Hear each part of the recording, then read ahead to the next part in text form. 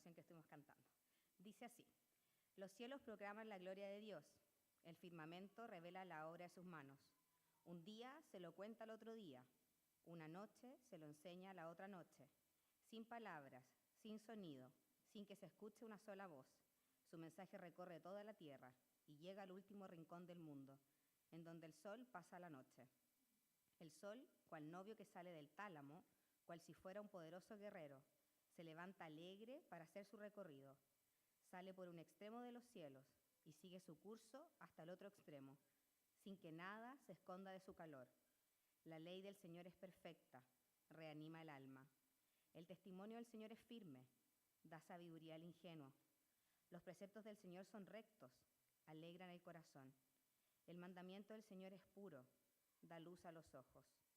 El temor del Señor es bueno, permanece para siempre. Los decretos del Señor son verdaderos, y todos ellos justos. Son más deseables que el oro refinado, y más dulces que la miel que destila del panal. Con ellos, Señor, amonestas a tu siervo, y recompensas grandemente a quien los cumple.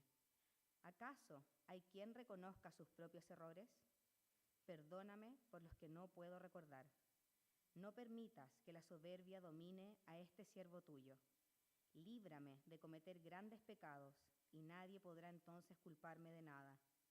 Tú, Señor, eres mi roca y mi redentor. Agrádate de mis palabras y de mis pensamientos. Querida comunidad, esta es palabra de Dios.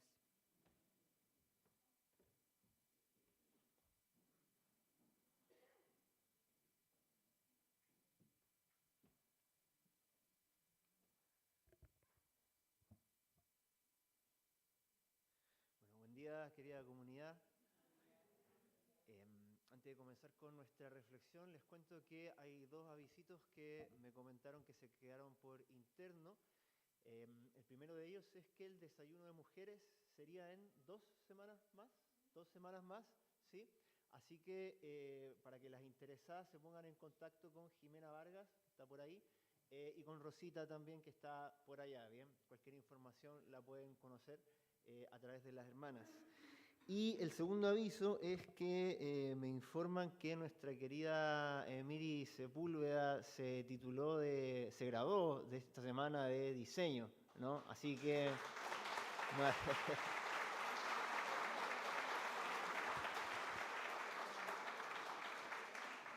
Sí, nos alegramos contigo, Miri. Sabemos que es difícil estudiar viajando de una ciudad a otra tantos años, así que le damos gracias al Señor por eso. Y por el bien que nos ha hecho también, incluso con toda la carga que implica estudiar a lo largo de este tiempo. Así que gracias al Señor por eso. Y bien, queridos hermanos, qué alegría, qué bonito poder meditar acerca de la palabra a través del Salmo 19, uno de los poemas más sublimes, más bellos que uno puede encontrar en la Biblia, que ha inspirado tantas canciones como nos mostraban los hermanos del coro hoy día, que ha inspirado tantas reflexiones, tantas oraciones también y conversaciones con Dios a lo largo de la historia. Y he titulado este sermón La Palabra de Dios. Ustedes pensarán un nombre poco original, ¿sí? Es una expresión bastante conocida, pero mi intención es precisamente esa, que pensemos en lo llamativo que es que nosotros podamos hablar de que hay una palabra de Dios, o sea, que este Dios en el cual nosotros creemos es un Dios que habla. Bien, quiero invitarlos a que meditemos en eso, que reflexionemos en eso, que no es algo común, aunque ustedes no lo crean. No es común pensar en un Dios que habla. ¿Y por qué es importante esto? Consideremos una cosa, que es que quizás muchos de ustedes han oído hablar que a la nuestra se le suele llamar la era de la información, ¿cierto? La era de la información porque, queriendo decir que la información, los datos sobre cosas que nosotros queremos conocer están más accesibles que nunca. Uno está viendo una película, quiere saber cómo se llama el actor, agarra el celular, lo busca. Quiere saber cómo está el clima, cómo va a estar el clima mañana, agarra el celular, lo busca. Quiere saber datos sobre cualquier otra cosa, sean chismes de farándula o cosas científicas, agarra el celular, lo busca. Cuando antiguamente había que esperar la hora de los noticieros, había que, ¿no es cierto?, llevar este ritual de leer el periódico, Uno le preguntaba al profesor cuando quería saber algo en la universidad, en el colegio, y hoy en día incluso el estudiante puede a través de su celular cuestionar lo que el profesor está diciendo. Entonces, la verdad es que podemos enterarnos fácilmente, rápidamente y en forma muy accesible acerca de cosas, acerca de datos que suceden a lo largo del mundo. Y es por eso que nosotros hoy en día, 2023, estamos constantemente recibiendo mensajes por todas partes, ¿sí? Mensajes literalmente a través de WhatsApp, podemos pensarlo, a través de llamadas, pero también mensajes que implican, podríamos pensar en imágenes, publicidad, videos, rumores que uno escucha por acá, por allá, que nos invitan a poner nuestra atención en determinadas cosas. Y por lo tanto, en medio de esta nebulosa de datos que hay disponible, cuesta entonces descubrir qué es lo esencial, ¿sí? Cuesta descubrir qué es lo esencial, escuchando tantas cosas todo el día, a lo largo de nuestras vidas. ¿Cuál es la importancia de eso? Que ya que vivimos en la era de la información, se hace entonces más importante que nunca discernir, detenernos a pensar qué voces estamos escuchando, ¿sí? ¿Cuáles son las voces que determinan nuestro pensamiento, las que más ocupan nuestro esfuerzo, nuestra manera de pensar? ¿A quién estamos escuchando? Porque siempre alguien nos está hablando, y lo que este salmo quiere decir es que siempre nos está hablando Dios. Entre todos esos mensajes que tú recibes a lo largo del día, siempre va a haber un mensaje de Dios, siempre está Dios hablando de una u otra forma, ¿no? Y ahí la importancia de pensar si acaso estamos discerniendo, escuchando su voz. Pero alguien se preguntará, ¿cómo habla Dios? ¿Cómo descubrir, cómo oír, cómo estar atentos a esa palabra que Dios pronuncia? Y de eso se trata precisamente este salmo. Así que quiero invitarlos a que oremos y nos pongamos en la presencia del Señor y que Él nos dirija. Amado Padre Celestial, te damos gracias porque amorosamente tú desciendes a nosotros en un lenguaje que podamos entender. Te has comunicado porque has querido entrar en un diálogo profundo con la humanidad. Somos tu iglesia, somos ovejas recogidas de distintas partes del mundo, de distinta procedencia, pero que tienen en común el haber respondido a tu llamada y el querer seguir respondiendo, querer seguir entablando este diálogo salvador contigo. Abre nuestros corazones y mentes para que podamos estar atentos y recibir aquello que nos quieres dar a través de este precioso regalo que es tu palabra. En el nombre de Jesús, amén. ¿Cómo habla Dios entonces? Nuestro salmo comienza así, se los recuerdo, dice: los cielos proclaman la gloria de Dios. El firmamento revela la obra de sus manos. Un día se lo cuenta al otro día. Una noche se lo enseña a la otra noche. Sin palabras, sin sonidos, sin que se escuche una sola voz. Su mensaje recorre toda la tierra y llega al último rincón del mundo. Esta primera sección del poema nos invita a mirar el cielo, a pensar en las estrellas y esto que nos rodea. Y nos dice que de una u otra forma estos cielos que nos rodean hablan, están comunicándose entre ellos, están copuchando, podríamos decir en buen chileno. Están contando una historia y tienen, por decirlo así, su propia forma de comunicarse, que nosotros no comprendemos de la misma manera que nuestro lenguaje, porque es un lenguaje, podríamos decir hoy en día, no verbal, ¿sí? ¿Han escuchado hablar del lenguaje no verbal? Tiene que ver con los gestos, con todo lo que no tiene que ver con palabras. A uno se lo enseñan en el colegio, le dicen que, por ejemplo, el profe me dijo que si uno está así es como que está en posición de juzgar aquello que se está diciendo. Algunos me están mirando así en este momento, entonces eso me pone un poco nervioso. Pero de una u otra forma aprendemos entonces que distintos gestos, distintas posiciones, etcétera, también nos hablan, también dicen algo. Y de esa manera podemos pensar en que la naturaleza tiene algo que no es verbal, podríamos decir, pero que habla acerca de un Dios que lo ha creado. Eso suele ser el orden, ¿no es cierto?, la belleza, la armonía que uno puede descubrir a través de ella. Sin palabras que puedan expresar este lenguaje de una manera que nuestra inteligencia, nuestro idioma pueda captar, aún así sin palabras se nos dice que este mensaje, esta comunicación sucede todo el tiempo, está constantemente, ¿cierto?, acompañándonos Y lo que hacen estos seres, estas criaturas, es hablar de Dios, hablar del Dios que los creó. Fíjense que el salmista se detiene particularmente en una criatura que es el sol. ¿Sí? Se fijaron que buena sección del poema está dedicada a hablar del sol. Lo describe como un atleta que se levanta, que hace su recorrido todos los días, ¿no es cierto?, hasta que termina y luego al otro día lo vuelve a continuar. Es interesante porque en las culturas circundantes al mundo de la Biblia el sol era una divinidad. Y aquí no es una divinidad, es una creación de Dios. Pero es una que está al servicio de este Dios y que habla acerca de él. Y en ese sentido, a través de lo que se nos dice acerca del sol, el sol se convierte en un símbolo de orden y de justicia. De orden porque, como les decía, hace esta trayectoria, se dan cuenta, lo describe poéticamente, se levanta como un atleta, recorre de un rincón al otro del mundo hasta que llega el momento de un nuevo día. Es un símbolo de orden, pero es también un símbolo de justicia, ¿sí? Porque se nos dice que nada se libra de su calor. ¿Se dan cuenta cómo termina con esa frase? Es por eso que también en otros salmos, como el 84, se puede comparar a Dios con este sol. Y también es a través de este salmo, como vamos a sugerir un poquito más adelante, que no es casualidad que se detenga en el sol como símbolo de orden y justicia, porque también la palabra de Dios va a ser como este sol que trae vida y calor, que trae orden, que trae justicia a aquellos que la escuchan. Entonces, toda esta primera sección del poema nos invita a recordar aquello que aprendemos en el primer libro de la Biblia, el Génesis. Se nos recuerda que la naturaleza no es un simple conjunto de átomos, sino que es creación. Para nosotros la naturaleza es creación, es decir, es algo que apunta hacia otra cosa, que tiene su origen en otra cosa, tiene su origen en Dios. Y aparece aquí esta creación como un libro, ¿cierto?, donde Dios se revela.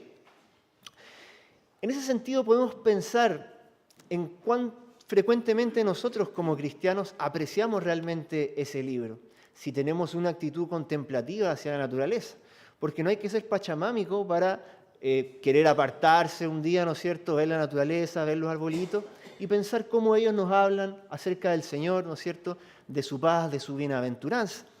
En ese sentido, muchas de las prácticas que tienen que ver con cuidar este libro que Dios ha escrito, todo relacionado con el cuidado del medio ambiente, que es tan importante hoy en día, cuidar el agua, o algo tan familiar podríamos pensar como el tener una mascota responsablemente, son cosas que de una u otra forma nos hablan de cuidar este libro, de apreciarlo, de encontrar orden en las criaturas. ¿Se acuerdan cómo Dios creó todo en el Génesis 1? ¿Qué es lo que decía a cada rato que terminaba de crear? Vio Dios que era ¿cómo? Bueno. Que era bueno, ¿no es cierto?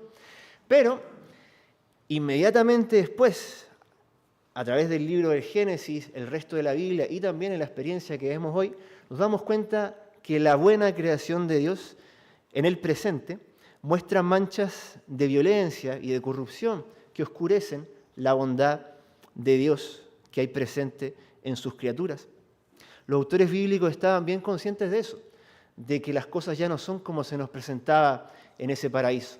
De hecho, en otro poema muy bonito, que es el que ustedes pueden encontrar en Isaías 11, cuando Isaías habla de cómo él ve, ¿cierto?, el final de los tiempos, él habla de un mundo, una naturaleza donde ya no existe enemistad entre las diversas criaturas. Por eso es que dice que el lobo con la oveja se hacen amigos, ¿cierto? La vaca con la osa comen pasto juntas y el niño mete la mano en la cueva de la culebra y no hay problema, juega con ella tranquilamente. Es una visión muy bonita que nos habla acerca de que esta violencia, esta necesidad de matar para sobrevivir, que es la actualidad, no forma parte en realidad del mundo ideal que Dios ha pensado y que nos promete completar con la venida de Cristo. También, en la imagen de Dios presente en cada hombre, en cada mujer, vemos que también nosotros muchas veces oscurecemos esta bondad de Dios. Entonces, ¿cuál es el problema? Que Dios nos habla a través de su creación, y es cierto, a través del orden, de la belleza, de nuestra capacidad de entrar en diálogo con Él, Dios está hablando. Pero también es cierto que en la misma creación podemos encontrar cosas que oscurecen la imagen y la bondad de Dios que hay allí. Por lo tanto, se hace necesario una palabra clara, algo más explícito, ¿cierto? Y en ese sentido es que entra la segunda parte de este poema. La ley del Señor es perfecta. En esta primera sección que mencionamos se nos habla de la creación. Y lo que caracteriza a esta creación es que no hay palabras, ¿cierto? No hay lenguaje, no hay una voz audible, decía él. Pero en esta segunda sección ya se nos habla una palabra directa, clara, que es la palabra de Dios, a través de la cual también Él se revela. La ley del Señor es perfecta. Esa palabra ley traduce el famoso término hebreo Torá. Quizás muchos de ustedes lo han escuchado. Torá se refiere no solamente a ley, sino también y sobre todo a instrucción, es decir, una orientación para la vida. Con este término, los judíos solían referirse a todos los preceptos del Señor en general, pero especialmente a esos primeros 5 libros de la Biblia. Nosotros, cristianos, podemos decir con San Pablo que de hecho toda la Escritura es inspirada por Dios, no solamente esos 5 primeros libros de la Biblia, sino que toda la Escritura es esa palabra que es perfecta, de la cual se nos habla aquí. Y en esa sección entonces se empieza a describir esta palabra, qué es, cómo es y qué efecto produce en nosotros que la recibimos. Se nos dice que esta palabra es perfecta. Esa idea de perfección quiere decir algo así como sin fisura. ¿Y por qué es perfecta? Porque es completa, trae nuevo aliento, reanima el alma, dice el Salmo, ¿cierto? Reanima el alma. ¿Cuántas veces en tu vida el recordar la palabra de Dios te ha animado, te ha fortalecido? Un todo lo puedo en Cristo que me fortalece, un no teman, en el mundo tendrán aflicción, pero confíen en mí porque yo he vencido al mundo. Las promesas como que el Señor enjugará toda lágrima de sus ojos. ¿Cuántas veces han sido las palabras de la Escritura las que nos han inspirado, las que han traído nuevas fuerzas allí donde ya las perdíamos? ¿Cierto? Esa palabra es perfecta, es sin fisura. Llega ahí al punto necesario para recordarnos que Dios está ahí, pendiente, atento, viviendo con nosotros, llevándonos a la roca donde ya no nos azota la tormenta. Se nos dice también que esta palabra es firme, y esto quiere decir que es seguro, estable, como una roca, ¿cierto? Y por lo mismo también es digna de confianza. Y en ese sentido se nos dice aquí, da sabiduría al sencillo, al ingenuo, dicen otras traducciones. Para eso es importante primero reconocer humildemente nuestra pobreza en espíritu, como decía Jesús, nuestra necesidad de conocer al Señor. Y esta palabra firme, segura, llega entonces como una instrucción de Dios que nos hace ser sabios a lo largo de la vida, saber discernir, saber elegir entre el bien y el mal. La palabra del Señor es recta y la justicia, por eso mismo, alegra el corazón. Es recta, podríamos decir, como dice la frase, que da en el clavo, ¿no es cierto? Y comprender cómo dar en el clavo, cómo achuntarle, podríamos decir, en la vida, cómo vivir bien, es algo que todos queremos para poder ser felices. Y en ese sentido, esta palabra, que es recta, que es justa, trae alegría al corazón. Se nos dice también que la palabra del Señor es clara o es pura. ¿Bien? Y con esa idea, entonces, se nos dice también que da luz a los ojos. ¿Se acuerdan lo que decíamos del sol? ¿Cómo el sol era tan importante en esta primera sección del poema? La palabra es como ese sol que trae luz y vida, ¿cierto?, a la humanidad. Tu palabra es una lámpara a mis pies, es la luz que ilumina mi camino, se nos dice en el Salmo 119.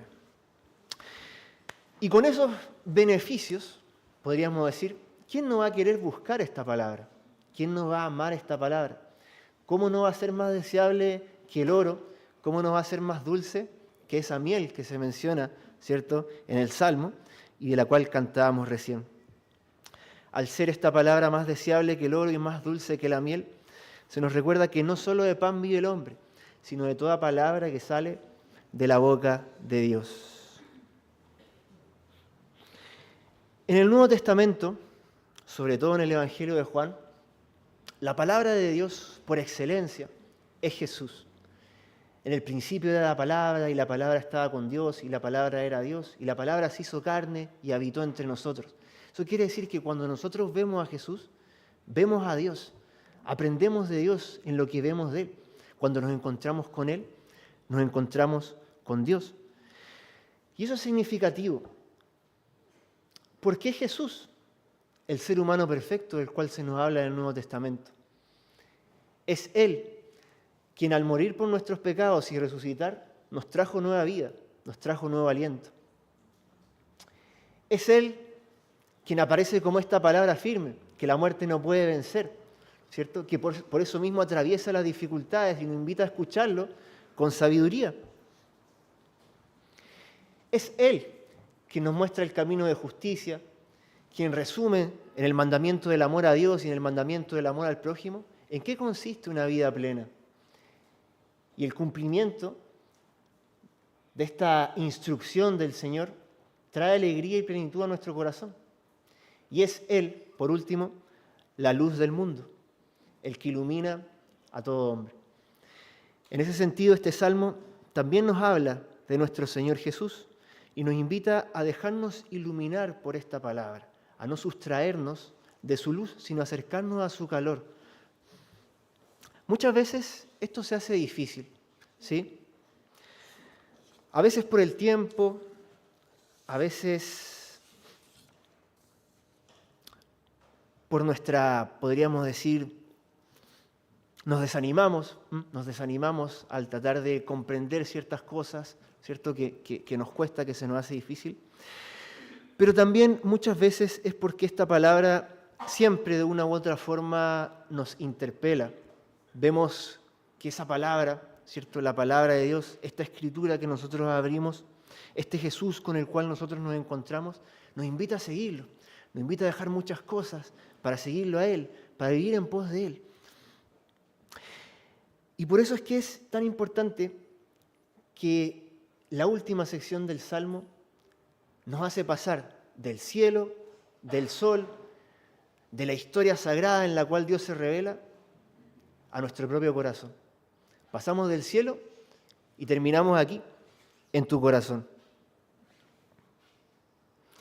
Nos encontramos entonces que en nuestro corazón también hay rincones oscuros que necesitan ser iluminados. ¿Acaso hay quien reconozca sus propios errores?, dice el salmista. Perdóname por los que no puedo recordar. No permitas que la soberbia domine a este siervo tuyo. Líbrame de cometer grandes pecados y nadie podrá entonces culparme de nada.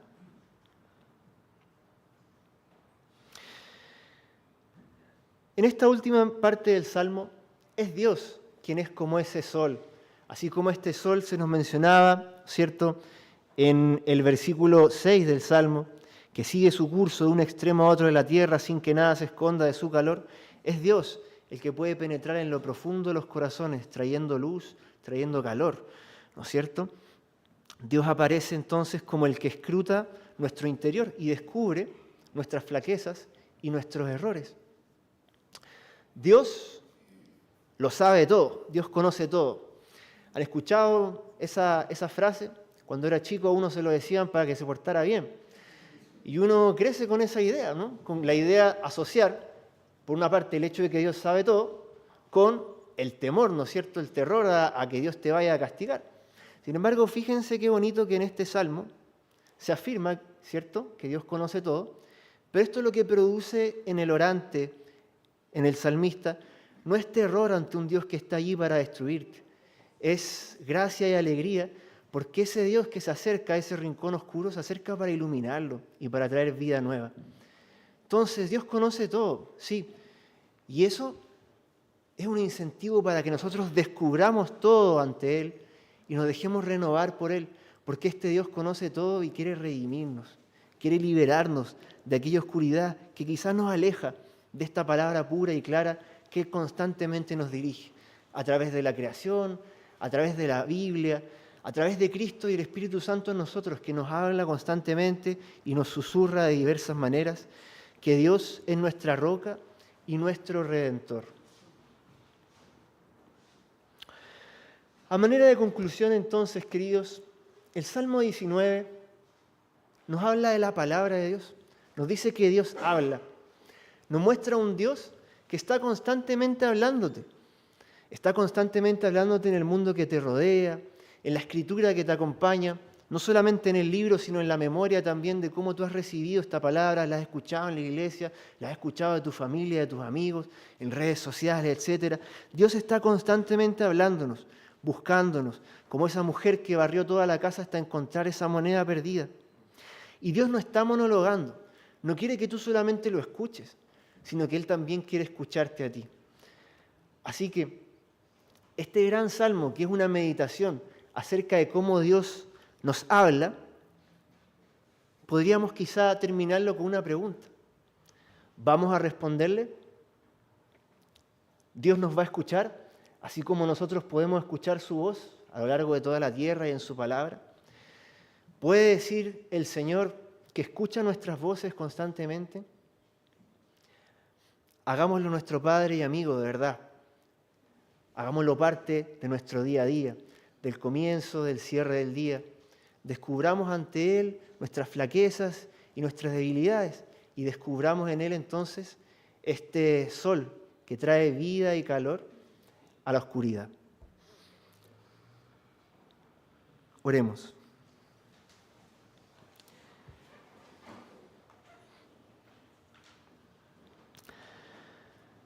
Amado Señor, te damos gracias porque al detenernos a pensar en todo lo que hemos vivido, nos damos cuenta que tú siempre has estado allí, Señor. Que tú siempre nos has estado llamando. Que tú siempre nos has amado con un amor infinito. Y nos quieres para ti, Señor. Perdónanos porque muchas veces hemos dividido nuestro corazón, le hemos entregado nuestra parte a unas cosas, otra parte a otras, y a ti te hemos dejado solamente una parte, incluso a veces la peor. Ayúdanos, Señor, a entregarnos a ti y a descubrir en ti esa palabra clara y firme que permanece para siempre, que nos ilumina a través de los caminos de la vida. Gracias, porque en esto podemos sentir tu amor y tu cuidado. Yo te pido por cada una de las personas que están aquí, tú conoces sus corazones, conoces sus esperanzas, sus inquietudes, sus temores. Tú hablas en sus corazones en este momento, iluminándolos, invitándolos hacia ti. Yo te pido que puedan sentir el consuelo de nuestro amado Salvador Jesucristo, quien prometió estar contigo todos los días, estar con nosotros, todos los días hasta el fin del mundo. Te damos gracias por eso, Señor, porque tu palabra es consuelo, porque tu palabra es más deseable que el oro y más dulce que la miel. Amén.